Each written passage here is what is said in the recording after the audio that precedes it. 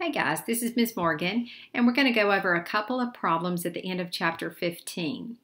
In Problem 15.1a, it says journalize the entries to record the following selected bond investment transactions.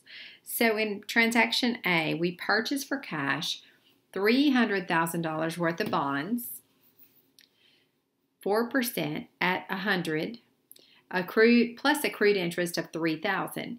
Now, what I want you to see here, this is a timeline that I've drawn, and for the first 3 months, someone else owned this bond, and then this represents the purchase date of the bond right here. And so someone else actually owned the bond for these 3 months. And so we're going to pay them for that interest because we will actually receive this interest payment at the end of 6 months.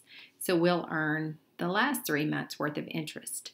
So in Transaction A, it says to record the purchase of the bonds.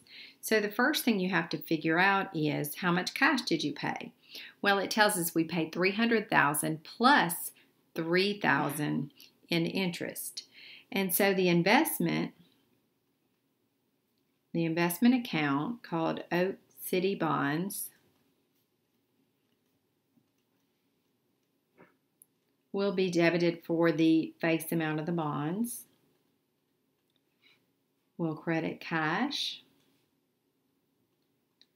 for $303,000, and then we're also going to debit interest receivable for $3,000, and remember that's going to be collected with that interest payment. So in Part B, it says to record the interest payment.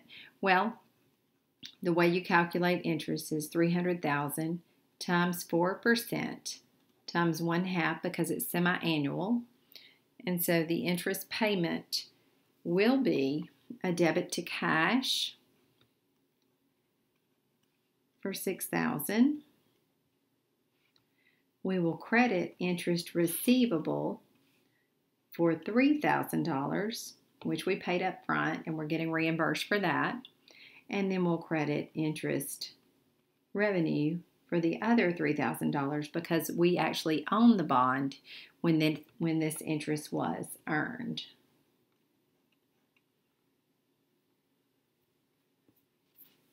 Then it tells us that we sold $150,000 of the bonds at 97% plus accrued interest for $500. So we have to calculate how much money we received when we sold these bonds.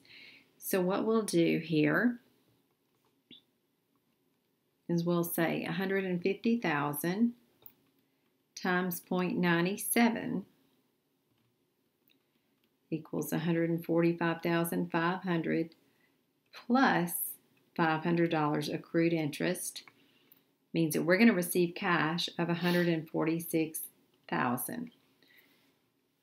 So our journal entry will be a debit to cash for $146,000. We'll credit interest revenue for that $500 of interest that we're receiving up front. We'll credit investment in Oaks bonds. Sorry, I'm not lining it up very well. For $150,000, and then you'll see $150,000 plus $500 does not equal the cash you received. Therefore, you need a debit, and that's going to be a loss on your sale of investments for $4,500. So it's always better to make the journal entry to decide if you need a debit, which would be a loss, or a credit, which would be a gain when you actually sell your bonds. Practice exercise 15.2a is asking us about the cost method. So this is practice exercise 15.2a. It says on February 10th, 15,000 shares of Sting Company are required at a price of $25 per share plus a brokerage commission.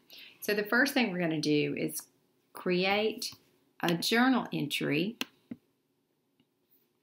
for when we purchase the stock. So you'll calculate how much you paid for the stock by saying $15,000 times 25 plus $150. So you'll debit investments. You come down here.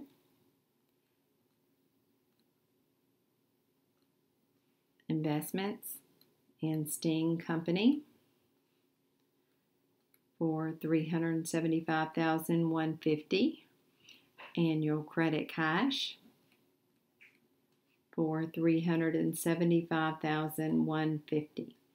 Now the way we got that amount was we said 15,000 shares times $25, and then we added in the broker's fee. So the next thing you have to do, this is journal entry number 1, the next thing you have to do is you have to calculate price per share. Now I know it says that we bought it for $25 a share, but we also paid a broker's fee. So what you have to do to calculate your price per share is you have to say 375,150 divided by the number of shares that you purchased, which was 15,000, and you'll see that you actually paid $25.01 for each share of stock. You'll need this price per share if you ever decide to sell this because we are using the cost method. Then, journal entry number 2 is when we receive a dividend. And it says here that on April 12th we received a dividend, 40 cents per share, and we own 15,000 shares. So we'll say 15,000 times 0.4 equals $6,000. Using the cost method, if you receive a dividend, that would be known as dividend revenue. So you'll debit cash and credit dividend revenue for $6,000. Then we sold 6,000 shares of stock for $32 each, and we had to pay a broker's fee. So we need to have the journal entry for May 29th here. And we've got to figure out how much money we actually received. So we'll say 6,000 times $32, $192,000. Then we had to pay a brokerage fee of $120. So that's $191,880, and that's our cash received. So our journal entry will be a debit to cash for $191,880. Our credit to investments will be at our cost. So remember, we sold 6,000 shares times 2501 is 150,060. And you'll see here that we received more cash than our investments were worth. So we need a credit, which would be gain on sale of investment of $41,820. So whenever we're using the cost method, remember you have to calculate your cost per share so that when you sell the stock, you can credit that investment account at your cost. In practice exercise 15.3a, we're going to use the equity method. And so as you read in the chapter, you'll know that the equity method is required for companies where you have 20 to 50% ownership.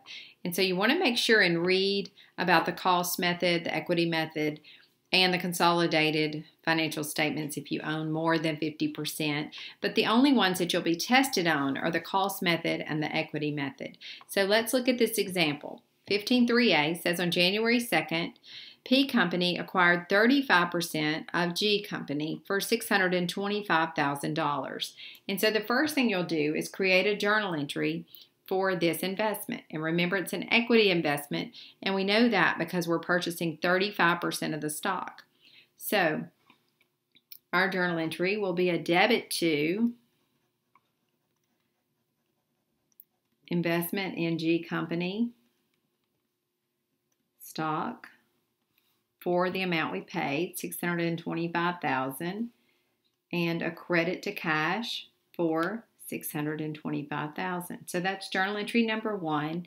And I'm also going to create a T account up here for this investment account, because whenever you use the equity method, it's very important that you keep everything in a T account. Journal entry number 2 happens when G Company declares their net income for the year. And so once you know how much net income G Company has, which is $110,000, well, we own 35% of the company. So our share of the net income is $38,500.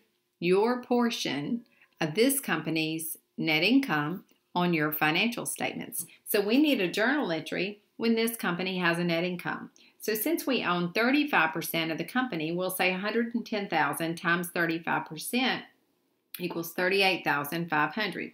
So our journal entry will look like this. We'll actually debit the investment account in G Company stock for $38,500, and we'll credit an account called income of G Company stock for $38,500. Now notice that our T account up here will actually increase. The investment increases $38,500 because of that net income. The third entry is needed when the company declares a dividend. So the dividend they're going to pay out is $26,000. We will actually receive 35% of that. So when you do the math, we will receive $9,100. So our entry will be a debit to cash of $9,100 and a credit to the investment account for $9,100, which will increase our investment account because of that dividend. So it's always good to have a T account whenever you use the equity method.